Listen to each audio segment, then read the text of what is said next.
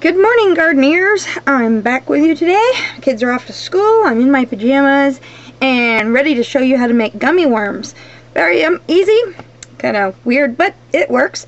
Here I have some liquid nails clear sealant. Oh, laundry's gone in the background. Sorry. It's any clear caulking, any clear one will work. It doesn't have to be liquid nails, just as long as it's the clear gunk. It's very sticky, so ugh. And you'll need a color. I used red, but you can use any color. Gel food coloring. It must be the gel because that is the one that is semi-see-through, and that's what I used here. So I filled up my little disposable cup with, or I didn't fill it up, but I put some clear stuff in there.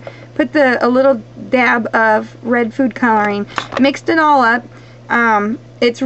Try and use everything disposable because it's a pain in the booty to try and clean, so try and go with that. Then I have my baby dropper that I like to use for all kinds of stuff, and it's been sitting overnight because I had to let it dry. I had to start this yesterday, and that's why this is in there to keep it moist.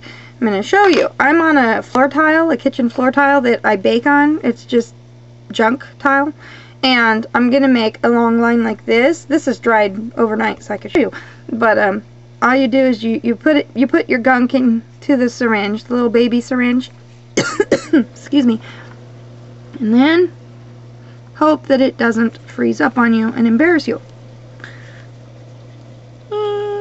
Make a very thin line. And kind of stretch it as you go because you want it thin. Anyway, then let that dry overnight. That one. Let it dry. Don't mess with it. Then razor blade on the loose. And then I have a razor blade, and I'm going to take, this one's dry too. I'm going to take little, do you see my worms over here? Let me move you over. This is something else. In a minute, I'll show you.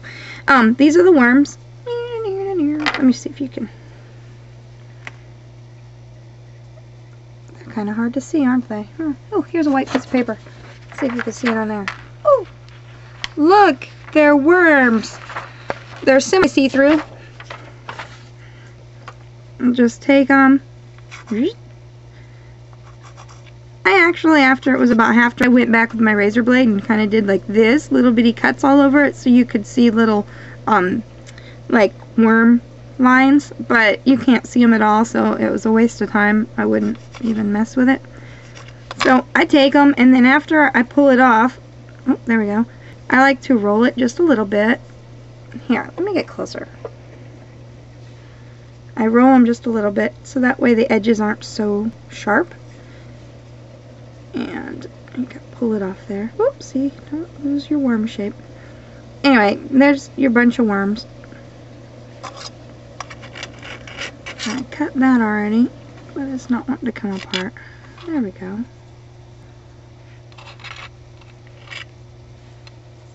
And for the teddy bears, I'm doing, let me see if I can just move this instead of the whole camera.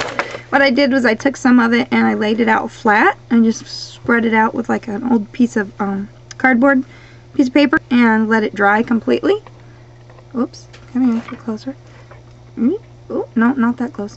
And now I have a Kemper cutter, the flower shape, and the very, very teeny tiniest.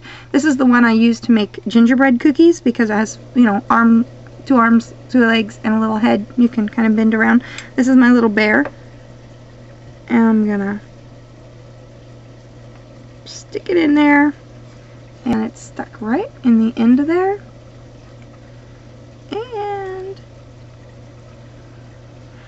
it's gonna look more like a flower than a bear because that's the shape it really is. But if you wanted to, you could try and squish it into the shape of a bear more, but it is a, it is a jelly-ish shape. Oh, let me grab my jar. I'll be right back. Okay, and here's my little jar filled up with gummy worms. And I got the jars at Hobby Lobby in the miniature section, miniature dollhouse section. So there you go.